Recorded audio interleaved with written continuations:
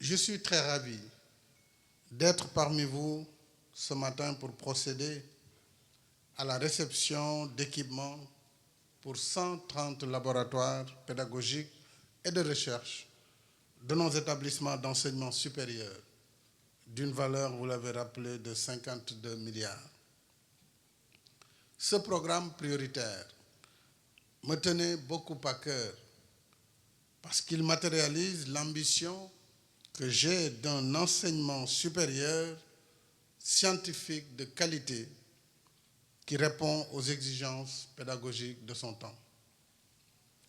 La science, et mademoiselle Kébé l'a rappelé avec brio, c'est certes l'énoncé conceptuel, c'est la théorie et le postulat. Mais la science, c'est aussi et surtout la théorie confrontée à l'épreuve de la pratique. C'est le test, c'est la mesure, c'est la démonstration, c'est la vérification. Voilà pourquoi il faut être équipé pour passer de la théorie à la pratique.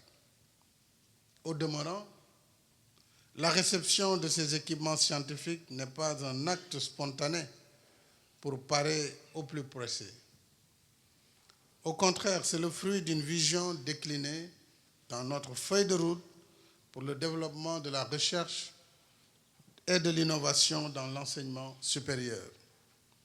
Je rappelle que parmi les 11 décisions issues des concertations nationales sur l'avenir de l'enseignement supérieur et de la recherche, la première consistait à réorienter les formations vers les sciences, les technologies, les sciences de l'ingénieur et les mathématiques, ainsi que les filières courtes, techniques et professionnelles. C'est la raison pour laquelle les ISEP ont été conçus et mis en œuvre. Or, former dans ces domaines requiert un plateau technique de haut niveau pour l'application pratique des enseignements théoriques. C'est là que se trouve l'ambition du projet de construction et d'équipement de 100 laboratoires nouveaux, laboratoires de travaux pratiques, dotés d'équipements de pointe. Dans le même esprit, la 8e décision issue des concertations sur l'avenir de l'enseignement supérieur et de la recherche portait sur le nouvel élan à donner à la recherche et à l'innovation par la mise en place de plateformes mutualisées avec des équipements scientifiques lourds à la Cité du Savoir, ici même à Diamniadio. La mise en place d'un centre national de microscopie électronique de dernière génération et des équipements pour le laboratoire national de biotechnologie et de génétique moléculaire s'inscrit dans le même cadre. Ce que nous visons avec ces différentes plateformes, c'est de faciliter à nos enseignants-chercheurs, à nos chercheurs et à nos étudiants l'accès aux technologies modernes en leur évitant en même temps de fréquents et coûteux déplacements à l'extérieur. Sur la même lancée, nous avons installé à la Cité du Savoir, ici à Diamniadio, un supercalculateur d'une puissance exceptionnelle de 537,6 teraflops et dont la gouvernance vient d'être finalisée. Monsieur le ministre de l'Enseignement supérieur, j'espère que dans les prochaines semaines, le supercalculateur va voir son fonctionnement démarrer. Et plus récemment, j'ai mis en place l'Agence sénégalaise d'études spatiales, dont la vocation est de réunir une masse critique d'expertise capable de porter nos ambitions pour la conquête de nouveaux horizons scientifiques et techniques. En remettant ces équipements de dernière génération, je souhaite consolider ce nouvel état d'esprit qui doit animer notre système d'enseignement-apprentissage pour le hisser à la hauteur de nos objectifs d'émergence. Ainsi, ces équipements seront répartis entre nos 8 universités publiques, nos 6 instituts supérieurs d'enseignement professionnel, l'École polytechnique de Thiès, l'École supérieure polytechnique de Dakar et les classes préparatoires aux grandes écoles dont je voudrais féliciter les étudiants ici présents. En plus de l'équité entre établissements, nous avons aussi voulu une répartition équitable entre les disciplines cibles, puisque les équipements sont prévus pour des filières aussi variées que l'informatique, l'électricité, la biotechnologie, la biologie, la chimie, la physique, la mécanique, le génie civil, mais également la médecine, l'agriculture, l'agroalimentaire et le sport, entre autres. Bien sûr, il y a d'autres secteurs qui ne sont pas couverts. C'est la raison pour laquelle je vais engager le ministre de l'Enseignement supérieur, Monsieur le Premier ministre, de poursuivre les efforts pour les autres filières qui ne seront pas bénéficiaires de ce lot d'équipements. La maîtrise du savoir et du savoir-faire dans chacun de ces domaines exige en effet le recours aux meilleurs outils de travail pour atteindre des niveaux de performance élevés.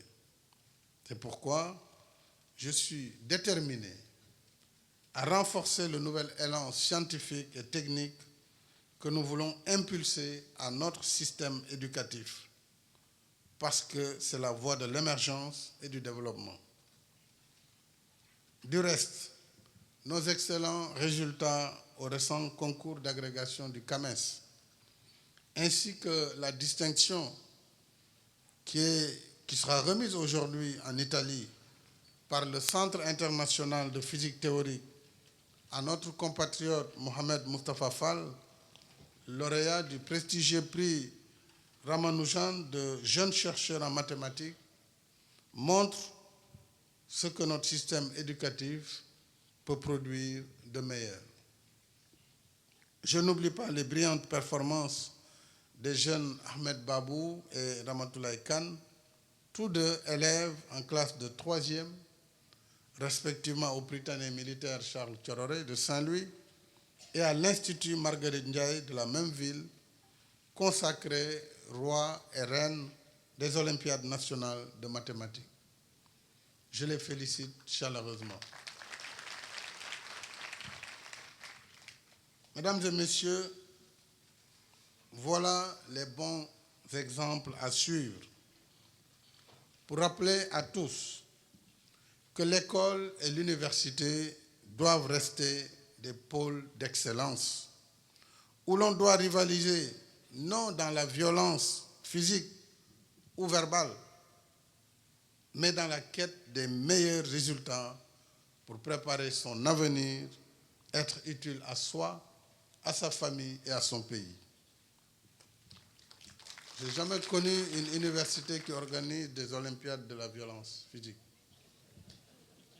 Donc, j'invite la jeunesse estudiantine à se concentrer sur ce qui explique votre présence dans les campus, l'excellence et les résultats.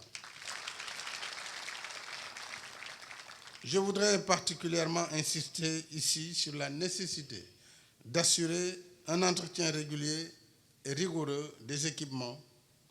C'est la meilleure façon d'assurer leur bon fonctionnement, leur durabilité et la rentabilité des énormes investissements que nous avons consentis pour leur acquisition. Je voudrais féliciter l'entreprise qui a été sélectionnée et qui a fait un travail remarquable. Il nous reste juste des équipements, M. Brahim. Donc, il faut les livrer le plus rapidement possible. Mais je sais que la qualité, j'avais beaucoup insisté sur les normes de ces matériaux pour qu'ils soient, en tout cas, de normes de standard international. Vraiment, je félicite l'entreprise pour le travail. Il faudra assurer la formation pour les utilisateurs. Et je félicite naturellement le ministre de l'Enseignement supérieur, de la Recherche et de l'Innovation, ainsi que son prédécesseur, et toutes les équipes qui ont travaillé d'arrache-pied pour la diligence dans la mise en exécution de ce programme, mais surtout pour l'organisation de cette belle cérémonie aujourd'hui. C'est avec un réel plaisir que je m'acquitte de ces tâches, car la cérémonie qui nous réunit ce matin est de celle qu'on voudrait souvent voir se répéter. Il s'agit en effet de la réception inédite d'un important lot de matériel d'équipement des laboratoires des universités et des écoles d'ingénieurs du Sénégal.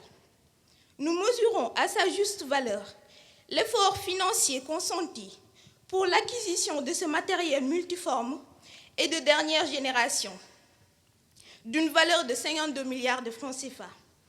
Mais, on le dit souvent et à juste titre, même si elle a un coût, l'éducation n'a pas de prix. Monsieur le Président de la République, par ce geste d'une haute portée pédagogique et scientifique, vous venez encore une fois de satisfaire une vieille et lancinante doléance de la communauté universitaire. Après l'élargissement de la carte universitaire par la construction d'infrastructures et l'élargissement de l'offre de formation avec la création des ISEP et des CPGE, avec ce matériel, vous vous attaquez, Monsieur le Président de la République, aux deux grands défis de notre système de formation: la promotion de l'enseignement des sciences et des techniques et la qualité des enseignements-apprentissages. Ces équipements vont, à n'en pas douter, impacter très positivement la qualité de l'enseignement et de la recherche dans nos universités et écoles de formation. Les classes préparatoires que j'ai l'honneur de représenter bénéficient de laboratoires de travaux pratiques de qualité et seront résolument orientés vers la voie de l'excellence. S'il en est ainsi, c'est parce que, Monsieur le Président de la République, vous le savez mieux que personne, vous le scientifique, vous l'ingénieur, que la science ne se fait pas à main nue. Elle n'est pas que spéculative, théorique. En effet, qui dit science, dit manipulation, expérience, mesure et recueil de données. Par conséquent, un enseignement scientifique de qualité nécessite des outils et des instruments adaptés et performants car, comme l'a si bien dit le philosophe et historien des sciences Gaston Bachelard, la science a l'âge de ses instruments de mesure. Aujourd'hui, à l'ère de la technoscience, encore plus que par le passé, le développement de la science passe par la mise en œuvre des techniques pointues, appareils de mesure, instruments d'observation, et j'en passe, sans lesquels le savant ne peut tout simplement pas faire de la recherche et progresser dans la connaissance, et faire progresser la connaissance.